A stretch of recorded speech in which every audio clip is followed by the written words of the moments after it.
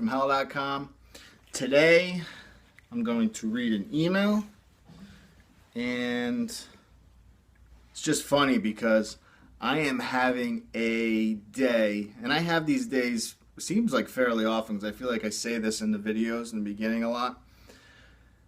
Just absolute chaos is following me around. Driving, first of all, driving in New Jersey, where I live, worst drivers in the world. I don't care what anybody says. There's a lot of people in New Jersey that defend New Jersey drivers. Horrible, okay? I saw 3 people go through a red light. I mean, like through a red light. It never turned green. It was just red the whole time, and they just decided to go and almost got hit by 6 lanes of traffic going the other way that turned green. So, just absolute chaos. Shopping, I went food shopping, and just people touching the car with my son in it and moving him, and me yelling at people to never touch a cart with my son, and scaring people pretty much. I had it at that point. So me being that jolly nice guy on camera, you touch my kid's cart while he's in it, we're gonna have a problem. But I'm calmer now. It's just been, one of those days where just things, it's like someone's poking at me, trying to get me to lose my mind. So that was actually Free From Hell, that noise. I got to turn off the volume. Okay, so I'm going to read an email, and it's coming from Ireland. All right, and it's a female, and she wants to stay anonymous. And it's on the longer side, but it's a good email. And she said, "Well, I am blank from rural Ireland. Let's see where to begin. I'm in my late 20s. I remember the calm feeling the first time I took codeine. Yeah, the pain went, but mentally I was like, wow, this is a lovely feeling. That time I had genuine pain. I was 19, I had a surgery on my eye, and I tried to not take any painkillers. For like 4 days after the surgery, I said I was fine, but the 4th day was really bad because it got infected. Anyway, I just took them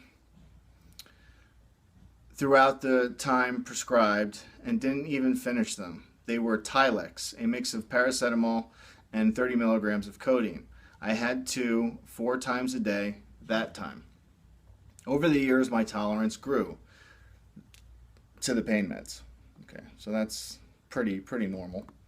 "I knew mentally I was struggling a bit. In my early 20s, my dreaded childhood came back to haunt me. I was sexually abused when I was 3-ish or 4 at a party where all the grown-ups were drunk and all the kids were sent to bed. I can remember it so vividly. A stranger from the party came into my room and robbed me of my innocence. And to contend with that shortly after, a member of the outer party of the family was molesting me almost daily. I knew it was wrong. A doctor was concerned as I constantly had urinary tract infections. That stopped soon after because the person died.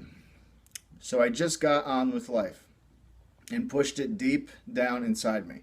I saw so much shit from addiction as a child, then as an adult. I should have known better. But both parents fought, and I mean blood on the floor, glass broken, kids screaming, sirens fighting. I should have known better. My mom had problems with alcohol, but I think the drink was masking a mental illness because I could write another 10 emails on the messed up stuff she did to her kids. But I won't because this is about my addiction, but I know why my path strayed. I work a very physical job that puts immense pressure on my back. So over the years, I've slipped discs here and there and had sciatica a few times. So the doc would prescribe Tramadol or Tylex or Sopadol, which she put in parentheses, fizzy codeine. Yes, they would take the pain away, but they numbed what was building inside me. So I'd use them to get by.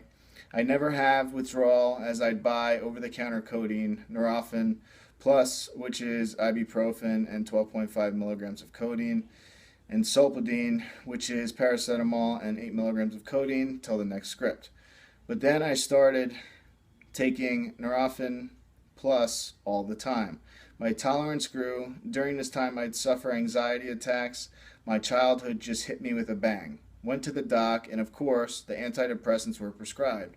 So I plodded along in work. I hated this job, by the way. So when I started taking Nurofen Plus at the time, all the time, first for the odd ache, before I knew it, I was taking 6 or 7 at a time, depending on how stressed I was with the job.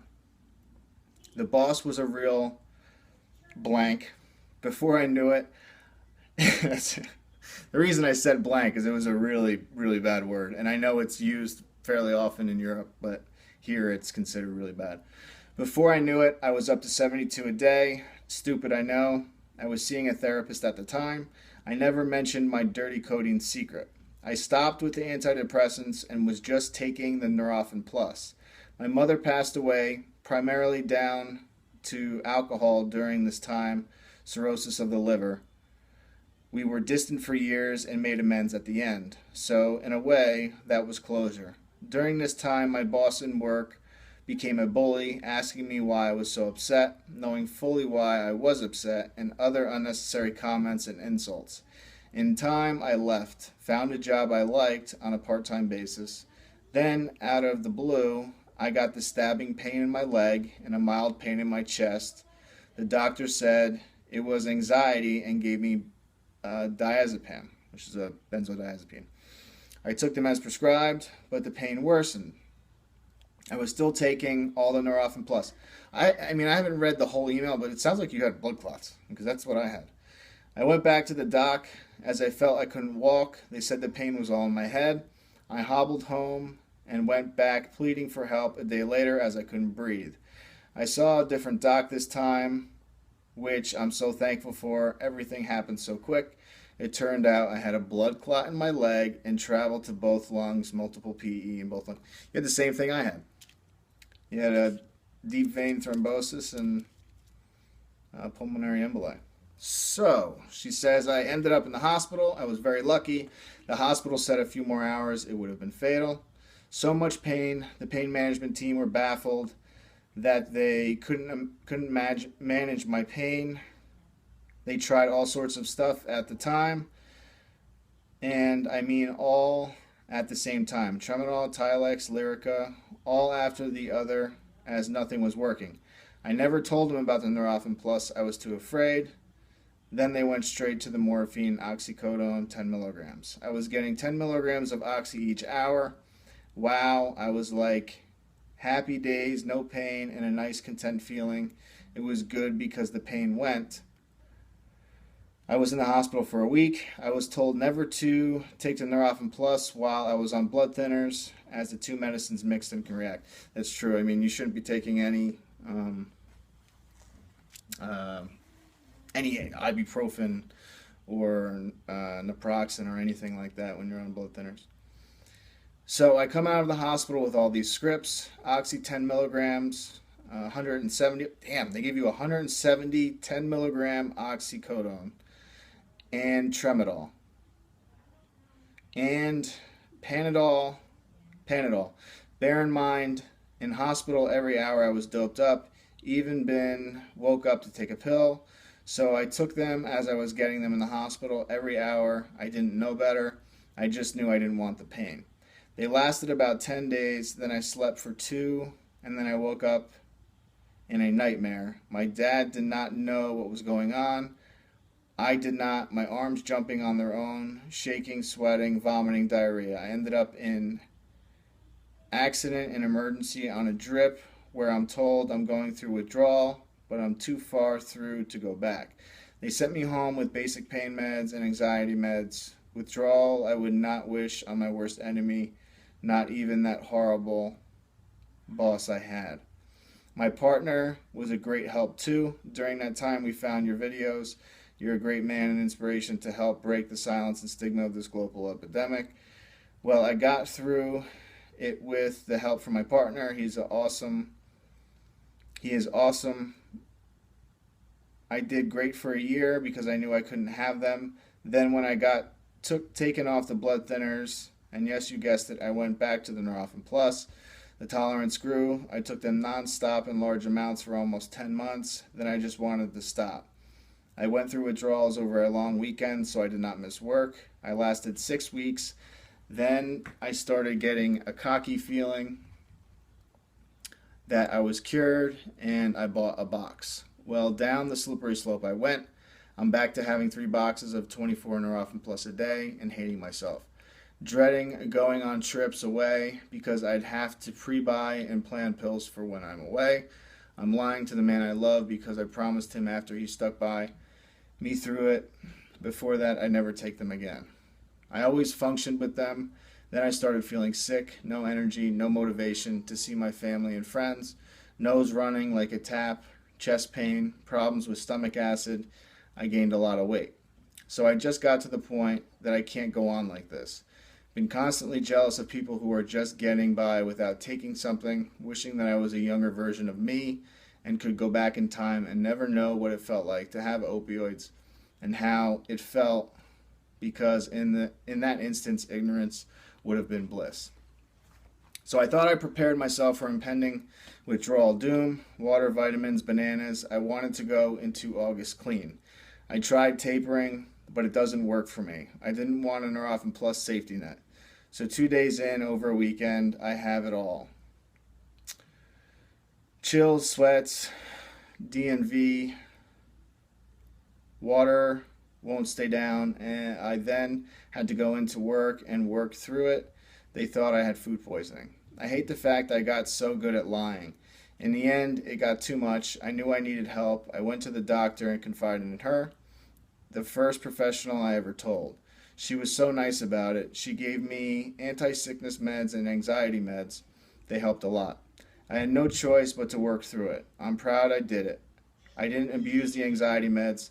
They helped when I thought I was going to overthink myself to death of all the harm I've done to my body and the guilt of knowing what addiction does, and the jittering. Well, it's day 18 clean, and this time I feel different. Withdrawal was hard, but we as addicts need to realize if you can physically go through withdrawal, you can do anything. I'm the most active I have been in years. I'm eating well, I'm looking well, and feeling well. Some things that helped me so far. Be kind to yourself. In time, when you are a better version of yourself, you can begin to make amends and build relationships. You need to take this time for you. Treat yourself, especially with the money you were wasting on opioids. Massages are great. Music, and more music. Someone would seriously make a fortune if they uploaded the withdrawal playlist on iTunes. I would if I could, but I'm not good with modern tech. Remember, there is someone always worse off than you. Try exercise and eat good food. Don't waste life. Embrace recovery. I'm loving the good chills and goosebumps and laughter that makes your stomach ache. You forgot all this because you have been numb for so long. Redemption Song by Bob Marley became my tune.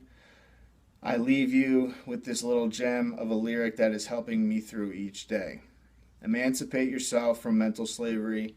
None but ourselves can free our minds.